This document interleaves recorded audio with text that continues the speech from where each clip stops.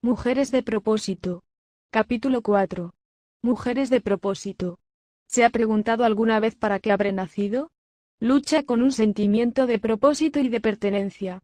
Cada persona es única en su formación y ha sido designada a alcanzar tareas y metas específicas, y sin embargo, hablo con muchas mujeres que afirman que les habría gustado haber nacido hombres.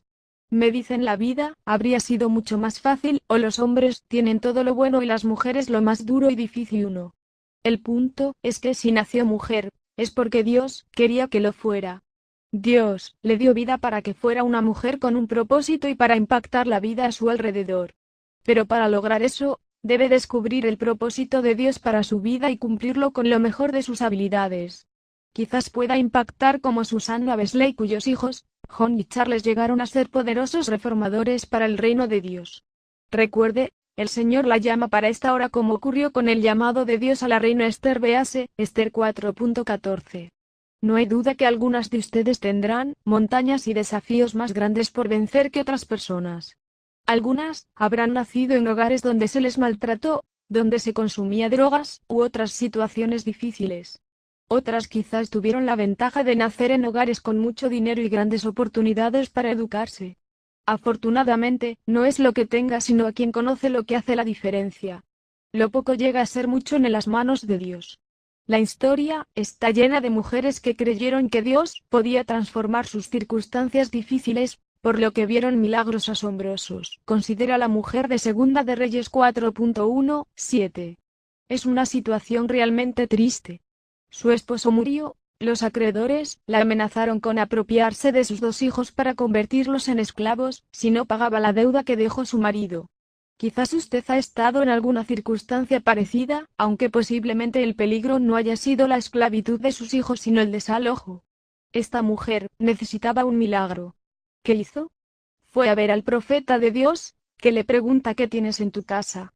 A esta viuda probablemente le pareció una pregunta extraña, pero de todos modos contestó con amabilidad: nada, excepto una vasija de aceite.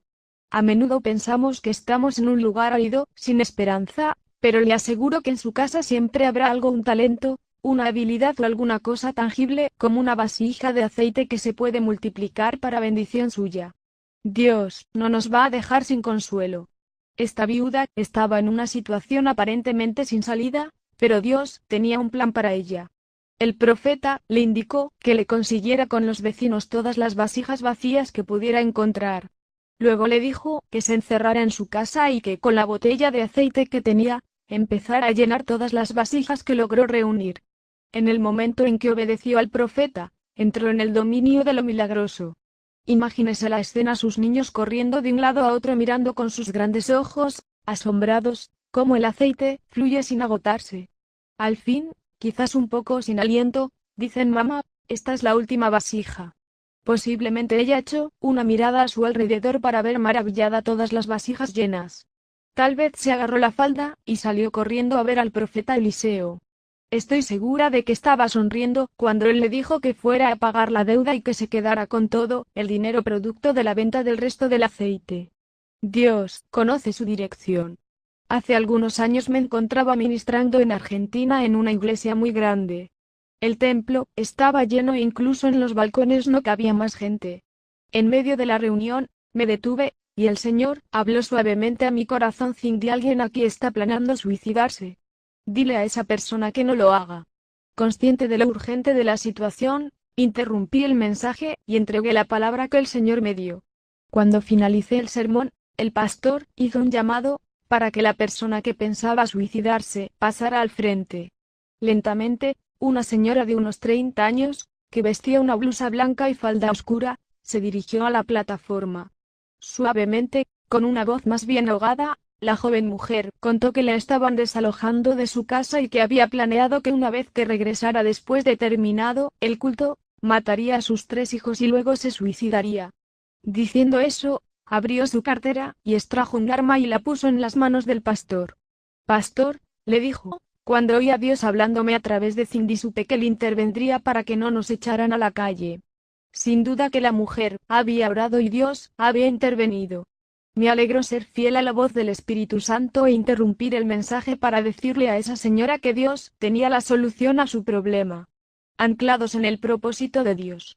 Es posible que se sienta golpeada y controlada por las circunstancias que la rodean, cuando en realidad Dios tiene un plan para hacerla pasar por sobre los problemas o la desesperación.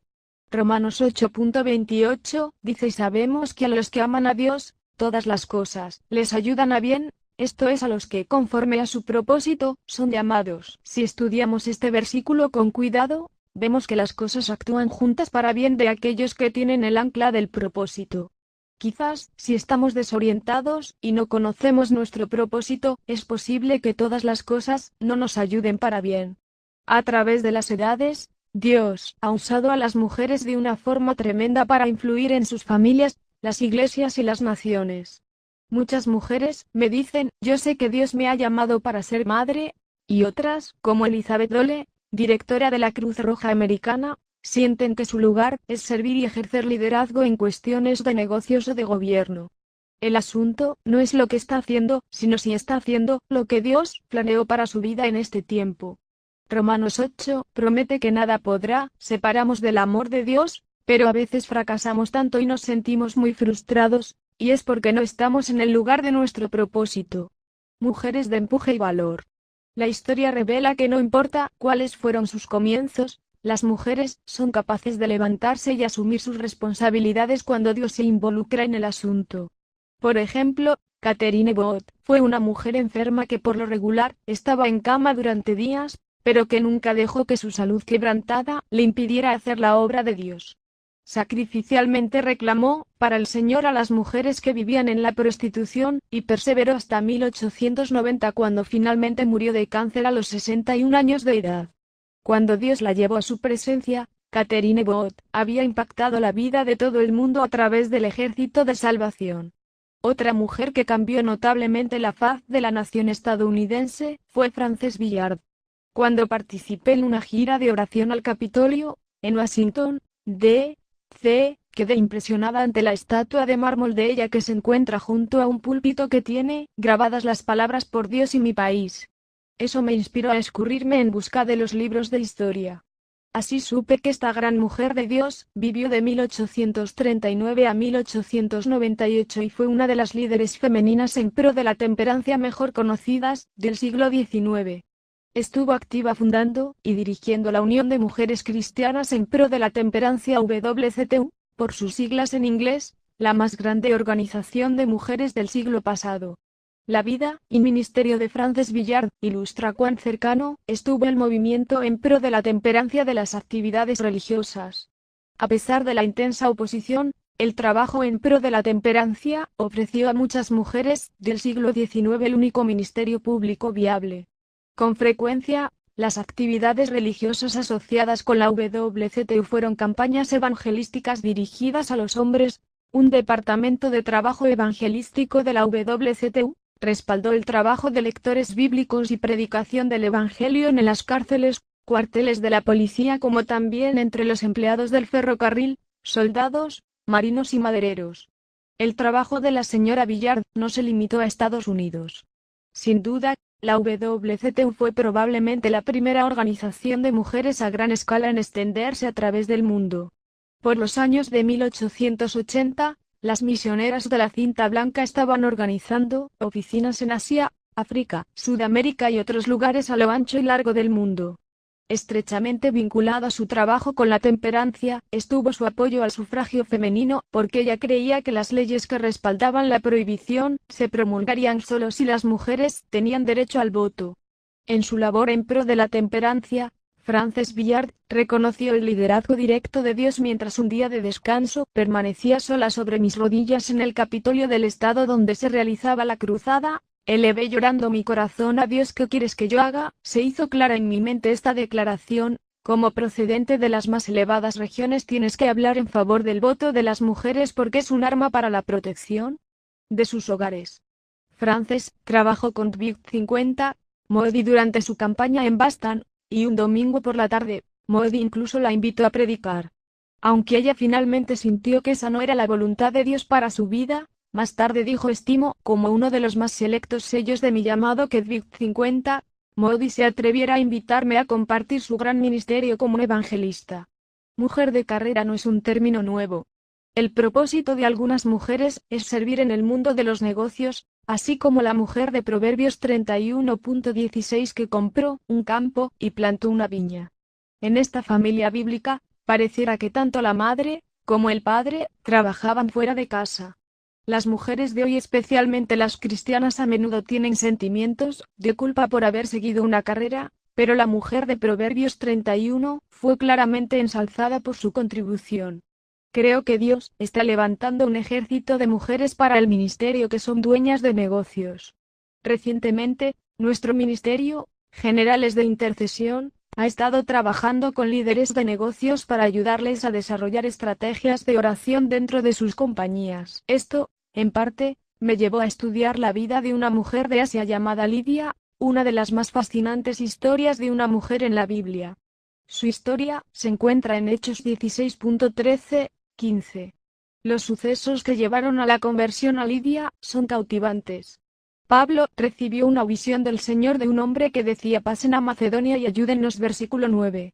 Antes de esta visión, Pablo intentó ir a Asia, pero el Señor se lo había impedido. Sin embargo, él tenía un plan para empezar a tocar a Asia a través de esta pequeña mujer. Lidia recibió el nombre de una provincia en Asia Menor en la cual estaba ubicada la ciudad de Tiatira. Las mujeres de Lidia eran famosas por la manufactura de la hermosa tintura púrpura que obtenían del molusco llamado murex. Siempre me he preguntado por qué Lidia se fue a vivir a la ciudad de Filipo en Macedonia, ya que pareciera que entre las dos ciudades había una distancia de casi 500 kilómetros. Vino en una caravana o montando un camello. ¿Cómo se las habrá arreglado una mujer sola para superar todos los obstáculos que pudieron habérsele presentado en el camino?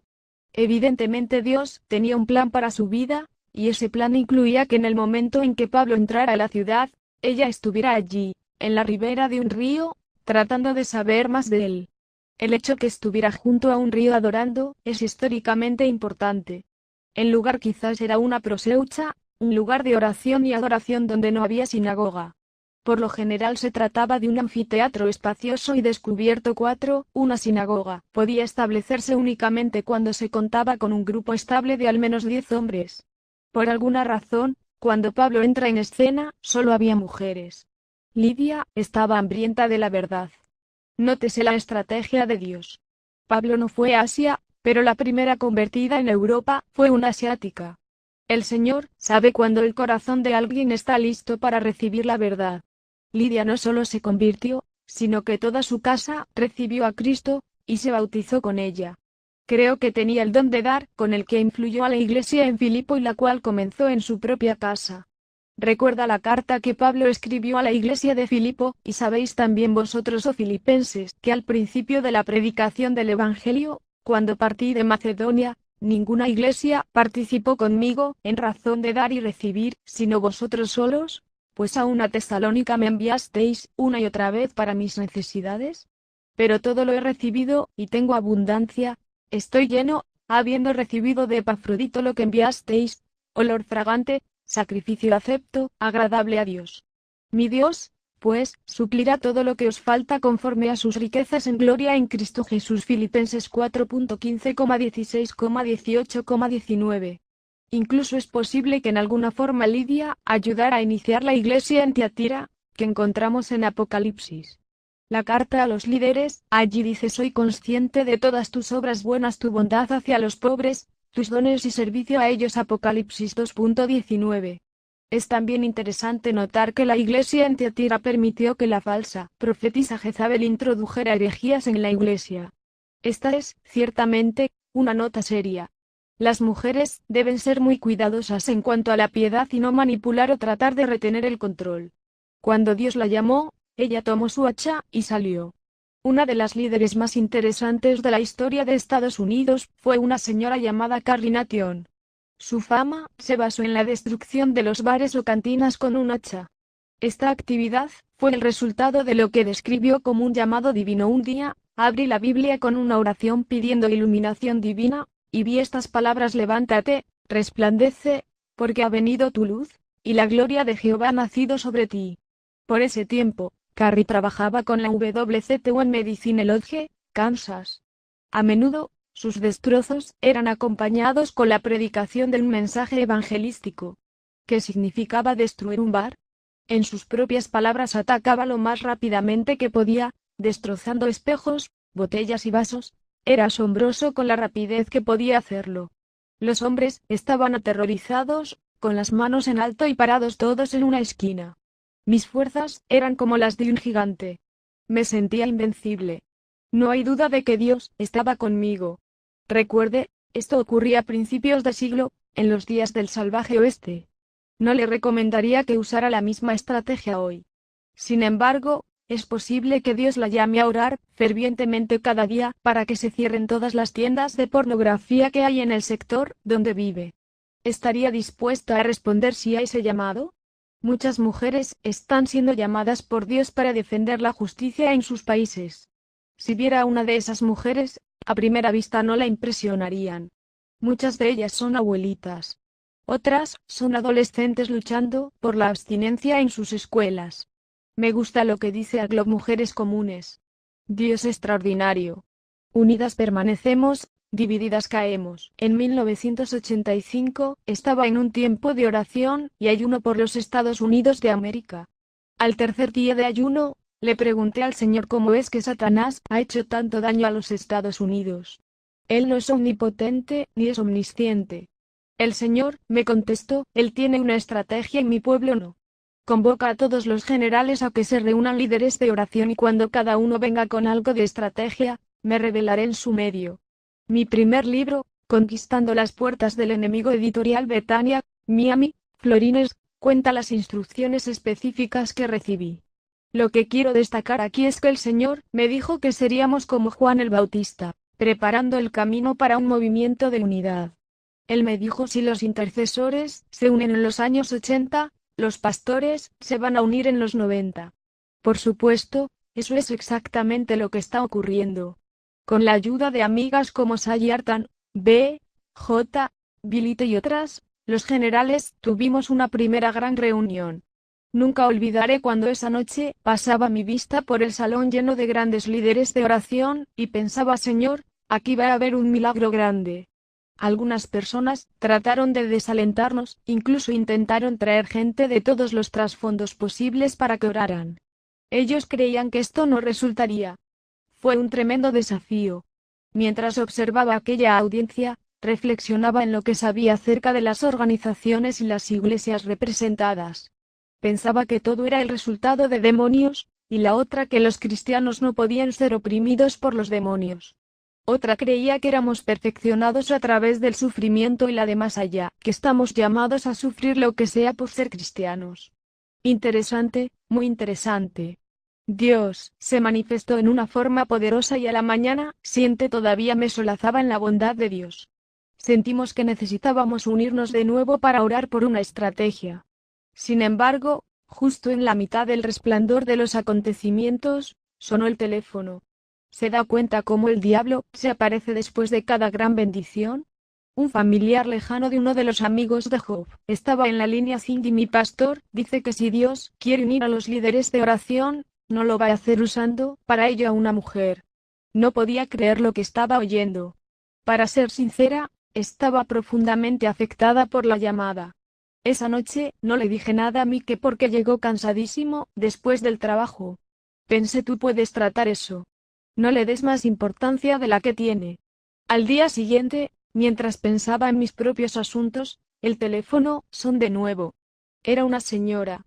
Por lo general, he descubierto que las señoras son mucho más crueles que los hombres en lo que a estar en el ministerio se refiere. La voz, dijo Cindy, mi pastor, dice que no. Antes que me dijera algo supe que no sería nada bueno aun si Dios quisiera usar a una mujer para unir a los venero uno es, no usaría a una de tu edad. Por ese tiempo, tenía 33 años.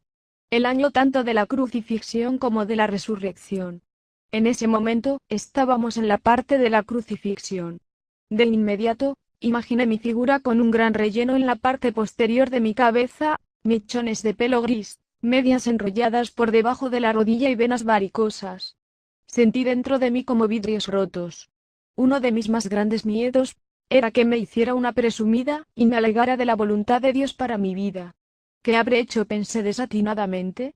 ¿Cómo he podido ser tan estúpida e ignorante? Cada vez que Dios te llama a algo nuevo, pareciera que viejos duendecillos se te sientan en el hombro y te preguntan quién te crees que eres. Cuando escribí "Conquistemos las puertas del enemigo", el diablo trató de decirme una y otra vez que nadie iba a leer ese libro. En este momento, se ha traducido a 10 idiomas. Luego, cuando escribí mi segundo libro, La voz de Dios, otro amigo me dijo sagazmente: bueno, Cindy, sabes que algunas personas solo tienen un libro bueno. ¡Qué pánico! Había firmado un contrato sin la luz de esa importante información. Llamé a mi mentor y papá espiritual, Peter Wagner, y derramé mi corazón en él. ¿Cree usted que solo pueda escribir un libro bueno?, le pregunté temerosa. ¿Habré sobrepasado mis posibilidades? Gracias al Señor que Peter estaba allí para llevarme a través de aquel valle de dudas.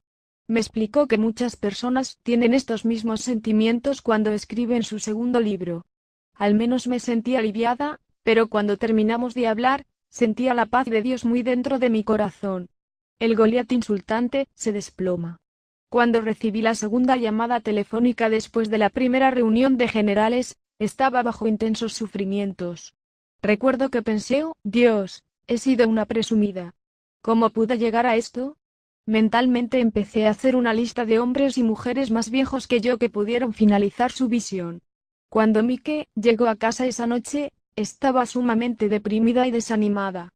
Lloraba amargamente sentada al borde de la cama. Créanme, el aspecto que tenía no era nada agradable. Tenía el rostro desfigurado por el llanto. Mike me miró y dijo: ¿qué te pasa?, y trató de calmarme. Oh, Mike, le dije sollozando, he cometido un horrible error. Pensé que Dios me había dicho que organizara a los generales de intercesión para que oraran por nuestro país. Y le conté sobre las 2 llamadas telefónicas que había recibido. Pobre Mike. Me ha ayudado tanto a través de los años. Por el solo hecho de haberse casado conmigo, tendrá derecho a una estrella muy especial en su corona. Cuando me tranquilicé un poco, me dijo: vaya a orar y a pedirle al Señor palabra para esta situación y en un par de días te diré qué me responde. Fiel a su palabra, unos días después Mike me dijo lo que había recibido. Mi amor, esto es lo que el Señor me dijo. Cuando el jovencito David fue al campamento de los israelitas, todos los hombres estaban en formación de batalla. Goliat venía día tras día y los insultaba, y se mofaba del Dios de Israel. Solo David se levantó para enfrentar al gigante. Le dijo: ¿quién eres tú, filisteo incircunciso, para permitirte desafiar a los ejércitos del Dios Altísimo? Y siguió diciéndome: Cindy, no fuiste la primera opción de Dios. Él trató de llamar a un hombre. Tú no fuiste la segunda opción de Dios. Él trató de usar a alguien de más edad que tú. Mi ánimo iba mejorando paulatinamente. Fuiste la tercera opción de Dios, pero Él sabía que si te lo pedía, lo harías porque eres obediente. Él sabía que harías cualquier cosa que te pidiera. De ahí en adelante, Mike y yo fuimos socios de una manera diferente. En 1985, fundamos juntos Generales de Intercesión y aun cuando Mike trabajó hasta 1991, llevamos a cabo muchas reuniones, reclutando líderes para interceder y traer sanidad a sus naciones. El Señor también mandó algunas profecías alentadoras con personas que apenas conocía. Una de ellas me amonestaba dar a otros la visión que Dios me dio. En los primeros días la guerra era tan cruenta. ¿Qué estoy diciendo? Los primeros días. La guerra sigue siendo cruenta aún. Que cada vez que teníamos una reunión, Mike y yo decidíamos que esa sería la última. Pero entonces algún profeta se presentaba y empezaba a profetizar y el Señor dice: quiero que lleven esta visión a todo el mundo. ¿Se ha sentido alguna vez tan mal espiritualmente que le dan ganas de pegarle al profeta? Nosotros no teníamos ningún interés en ir alrededor del mundo. Si solamente una reunión fue tan complicada, ¿cuánto más no sería llevar la visión a todo el mundo? La fe está siempre en rojo. Cuando usted se siente tan cómoda creyendo en Él por una cosa, Dios la sacude de su estado de comodidad y le dice: ahora haz esto. Los músculos de la fe se fortalecen cuando nos concentramos en el llamado que viene de arriba. Tengo que decir que la fe crece con la visión. Aunque no hay duda que nuestra fe estuvo a punto de fallar en innumerables ocasiones, ahora podemos creer mucho más que en los primeros días. Recuerdo cuando en 1991 conseguimos una oficina fuera de nuestra casa. Nos preguntábamos cómo íbamos a hacer para reunir los $200 mensuales de la renta. Ahora creemos en decenas de miles de dólares para proyectos regulares. Cuando escribo estas líneas, la carta informativa que comenzamos en 1992, la enviamos a no menos de 42 países. Ahora también, sabemos que la fe está siempre en rojo. Cuando se siente tan cómoda creyendo en él por una cosa, Dios la sacude de su estado de comodidad, y le dice ahora haz esto. En esta hora, Dios está llamando mujeres, no a militantes feministas que insistan en sus derechos y exijan un lugar de servicio, sino mujeres que busquen su lugar en el reino de Dios. Si Él no le abre las puertas, entonces en vano se esforzará tratando de pasar por ellas. Véase, Apocalipsis 3.7. En su libro Los deseos del corazón femenino, Beverly Lalle describe el llamado de Dios a las mujeres. Ella dice cada llamado es único. Para algunas obedecer a Dios equivale, digamos, a ser echada a los leones, o a ser enviadas a un clima hostil donde los cristianos y la Biblia son escarnecidos por anticuados y puritanos. Para otras, la obediencia a Dios puede llevarlas a una existencia privada más apacible. Lo importante es, sin embargo, obedecerle y estar firmes y constantes, creciendo en la obra del Señor siempre, sabiendo que vuestro trabajo en el Señor no es en vano. 1 Corintios 15.58. Cientos de miles de mujeres hoy están participando en organizaciones como Mujeres Preocupadas por América, Consejo de Acción Cristiana, Foro Águila, Liga de Vida Americana, Suficiente, es suficiente y Madres contra Conductores Borrachos, para nombrar solo algunas. Estas mujeres saben quiénes son ellas. Están seguras de lo que valen, ven la declinación de la sociedad estadounidense y están participando activamente en tratar de parar esto. Las mujeres comprometidas con Mujeres Preocupadas por América, la organización fundada por Lalle, por ejemplo, están trabajando en iglesias y comunidades para establecer una red de oración y acción. Trabajan activamente a nivel local y nacional para impedir legislaciones y programas de educación que causarán daño a sus familias. Están preocupadas por proteger los derechos de las familias más que los suyos. Su interés primario no es su autorrealización ni tampoco están tras algún nebuloso ideal de felicidad. Están tratando de satisfacer una necesidad concreta: proteger de la destrucción al núcleo familiar y a la sociedad. ¿Recuerda la historia en el capítulo 1 del manzano que creía que era un árbol de flores? Ella representa a muchos pasajes o etapas de hombres y mujeres mientras van por la vida. A lo largo de los años, todos experimentamos cambios de enfoque, de ocupación e incluso de funciones. Pocos de nosotros sabemos qué haremos finalmente. Sin embargo, la palabra profética nos da a veces un indicio. Cuando en 1984 Dick Mish profetizó que yo tendría un ministerio mundial, me fue muy difícil entender lo que estaba diciendo. Por aquel tiempo predicaba en reuniones locales de mujeres mediante invitaciones, y en cuanto a ministrar fuera de los Estados Unidos, solamente lo había hecho en Canadá. Tenía que ir entendiendo la profecía de Dick Mish, acerca de la cual no había dado detalles. El próximo año, te voy a hablar acerca de un ejército de oración que llamarás generales de intercesión, luego hablarás en congresos nacionales para pastores y líderes alrededor del mundo, pero me alegro tanto no haber tenido idea de nada. Todavía no estaba lista. Francamente, me habría asustado saberlo. Para darle un marco de referencia de hasta dónde he llegado, hablando ante grandes audiencias, necesitaría explicar cuando los miércoles por la noche teníamos en nuestra iglesia lo que llamábamos tiempos de oración. Tendría no más de 20 años, y tenía que luchar contra mi timidez natural. Cada miércoles, la congregación oraba en voz alta en oraciones tipo frases que se van juntando una tras otra. Semana tras semana, me decía la PR6: vez que tengamos tiempo de intercesión, voy a orar en voz alta. Pero de alguna manera, cuando ese tiempo llegaba, mi lengua se me pegaba al paladar. Sencillamente no podía conseguir pronunciar palabra. Si alguien me hubiera dicho entonces que les hablaría a 20.000 personas al mismo tiempo, habría quedado en estado catatónico. Gracias a Dios que Él me dio solo lo que en cada momento he podido cargar.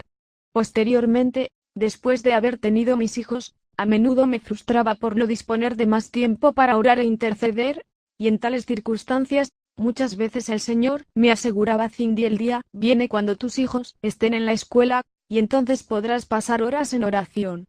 Aprendí a tener momentos breves de oración, mientras lavaba la loza, o mecía al bebé. Por lo general oro tarde en la noche, o me despierto muy temprano para tener mis devocionales. Quizás usted sea una joven madre frustrada que siente una culpa terrible porque quiere hacer más para el reino de Dios. Déjeme asegurarle que si está sintiendo el llamado de Dios y está dispuesta a mantenerse obediente, llegará el día cuando estará en condiciones de hacer todo lo que está en su corazón. Confianza a través de las estaciones de la vida. La vida es una serie de estaciones y todos experimentamos inviernos, primaveras, veranos y otoños.